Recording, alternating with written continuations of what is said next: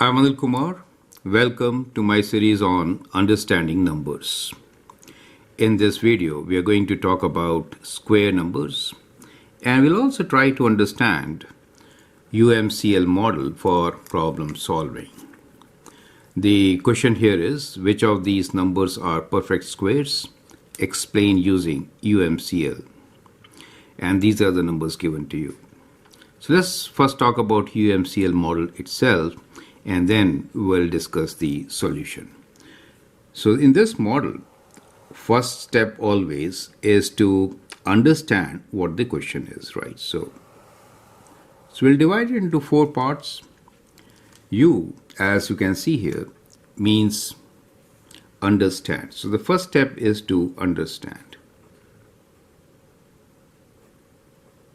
So you have to understand the question. M is to make a plan.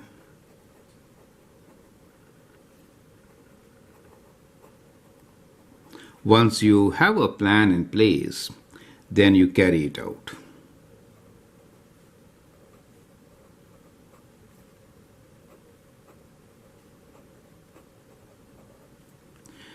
And then you are going to get some result. After that, you have to look back. A very important step so that you could verify that what you got is exactly what was required. Makes sense, right?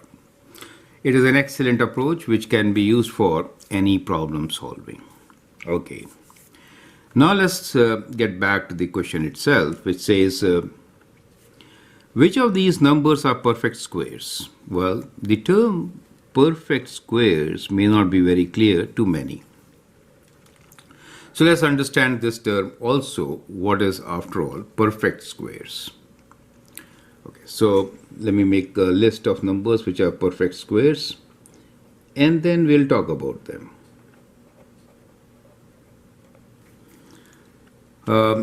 Well, if I have 1, square of 1 is 1, square of 2 is 4, square of 3 is 9, square of 4 is 16, square of 5 is 25, square of 6 is 36, and so on. So I guess you got an idea. These numbers 1, 4, 9, 16, 25, 36, these are special numbers, right? So these are all perfect squares.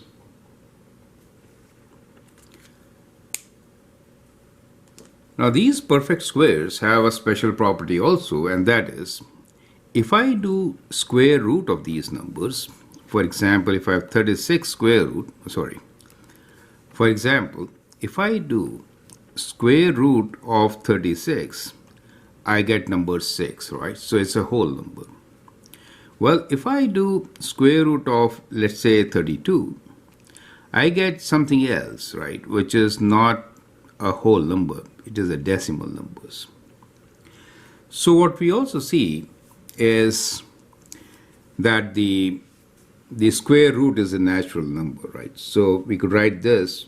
The other way to look into this is that square root is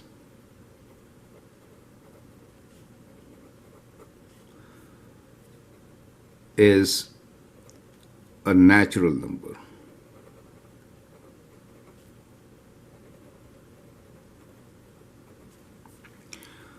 Well, so I've told you 2 ways of doing it.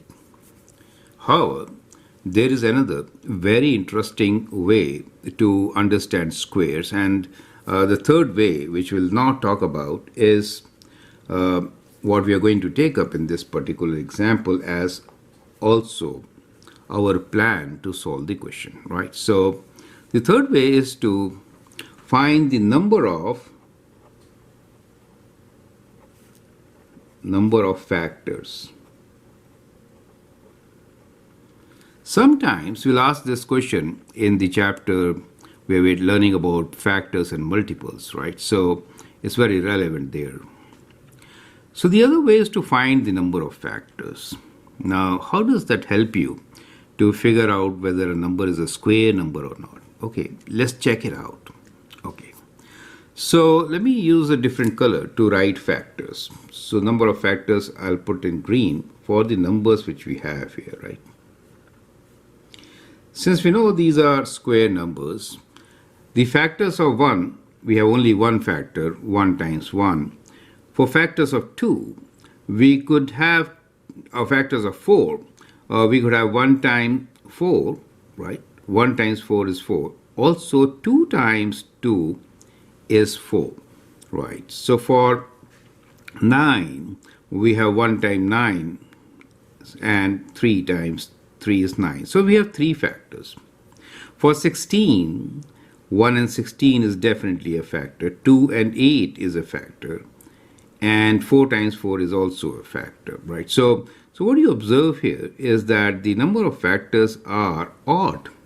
For 25, it is 125 and also 5. So we have 3 factors. And for 36, it is 1 times 36, right? It is even number, so 2 times 18, which is half of 36, and 3 times 12, okay, so that is 1/3, and 4 times, there are many, right? 4 times 9 is 36, and in between we also have 6. So it is 1, 2, 3, 4, 5, 6, 7, 8, 9 factors. So what we observe here is that we have odd number of factors.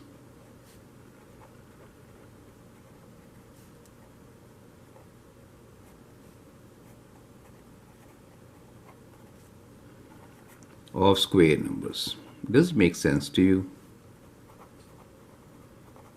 We have odd number of factors. Well, the reason is that there was a number in between which times itself was the factor, correct? So that is the single number out, right? So that is very interesting, and that gives us one more definition of our square numbers, and slightly complicated. Let me write it like this. That is when you divide, it is called the, well, I'll explain you something like this. We'll take the number 36. That was kind of interesting. So what happened in 36 was that when I divided 36 by let me use another ink, 6, we got 6 times 6 as 36. Do you see that? 6 times 6 was 36. So from here we can write that now this number here is called the quotient. Let's define our terms as, well, this number here is called quotient, right? And you divide by a divisor. So this 6 here is divisor. And this 36 is the dividend.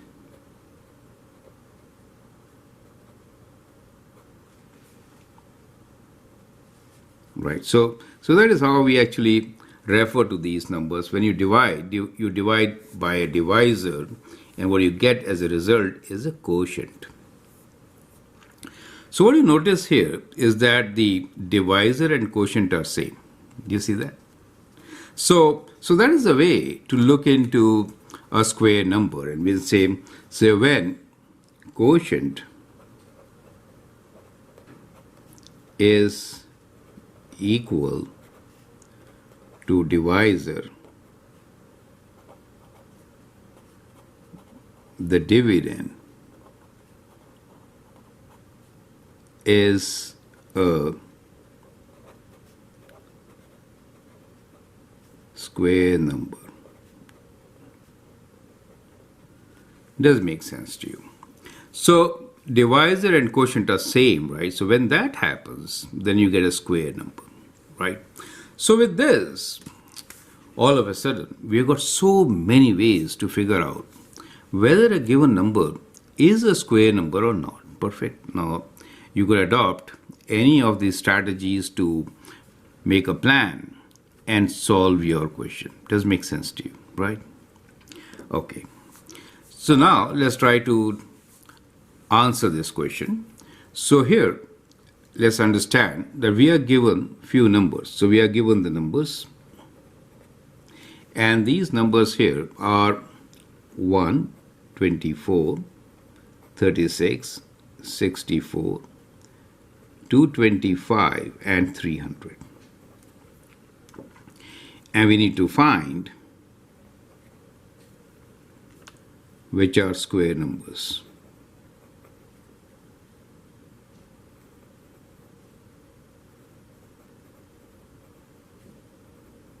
Clear? So that is what we understand from this particular question. And plan could be, you could straight away use a calculator. That is the easiest plan. And do square root, right? As we did for 32, square root is not a square number. And that could be a simple thing to do. That could be one plan. The other plan is to make this list of square numbers, right? And see if it matches. For example, you see straight away that 1 is a square number, 24 is not a square number since we missed, right? 25 is, 36 is a square number, and we can continue with this list and then answer this question, right? So that could be our second plan, right? The third plan which I am going to take here is, my plan is to find the number of factors. So I'm making a plan to find number of factors. Count the number of factors.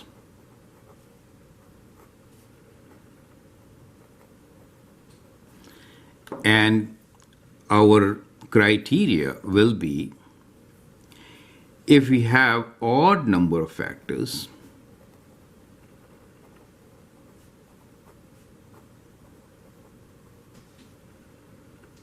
mean square number. Is that clear? So that is the plan.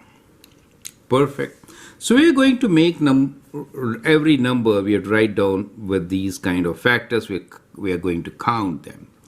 And if the number of factors are odd, it really means that it's a square number, because we have a number in between which times itself gives me the number in the question. Perfect. Okay. So let's begin with our plan. So that is what we call carry out the plan. Okay. So let's take the numbers one by one. So the first number which we have is 1. Okay. So number of factors is only 1. Correct. So this is a square number, right? So we say 1 is a square number. Correct, because there are many numbers here. We have very limited space. So I'm kind of doing it together, right? So on. Second number in our list is number 24. Now let's write down the factors for 24.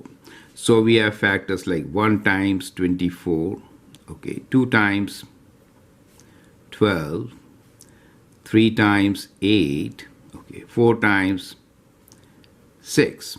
So we have 1, 2, 3, 4, 5, 6, 7, 8 factors. So I'm writing that number of factors in this. So we know 24 is not a square number, right? So the question is, which of these numbers are perfect squares? So 24 is not, so I'm not going to write 24 here, correct? But 1 is a square number, so I'm going to write this. Fine. Next number in our list is 36. We have already done this 36 here. We have got 9 factors, so I'm writing 9 here, and I'll say 36 is a square number. Does make sense to you, right? Now the next number in our list is 64. Okay, so 64, so that may have many factors. So let's begin by writing 1 times 64 is 2 times 32, correct? Now 6 and 4 is 10, so it cannot be divided by 3. Can I go with 4? Yes, I can. So 4 times 1, 6, 16. 5, no. 6, no. Yes. You cannot divide by 6. 7, no. 8, yes. 8 times 8 is 64. Now, do you see? With every number, we had a combination, and since 8 was alone, it makes the count as an odd number. So we have 1, 2, 3, 4, 5, 6, and 1, 7. So in this case, 7, right? So we get 7 factors, and therefore we have 64 is a square number. Is that clear to you? Now we'll go with 225.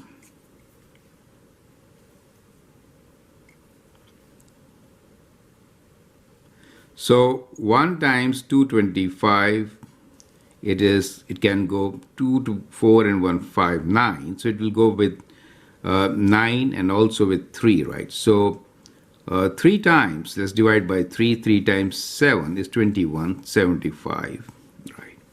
5 times it will go, right? So 5 times 4 is 20, so 45, right? Then we can take it 9 times, right? So 9 times what? Let me write down here. 9 times 2 is 18, and then we have 9 times 45, so 9 times 5, so 25. Okay. 10, no. 11, 12, 13, 14, 15. If you see these factors, 3 and 5 is a factor, so we do expect 15. Now the factors are multiples of these factors, right? So 15 is the next, and 15 times 15 is 25. Well, let's count. So when you count, we get 1, 2, 3, 4, 5, 6, 7, 8, and 1, 9. And definitely 9 is an odd number, right? So 225 is a square number. Is that clear? Now the last one here is 300. Got it? Since the space is not here, I like you to do check.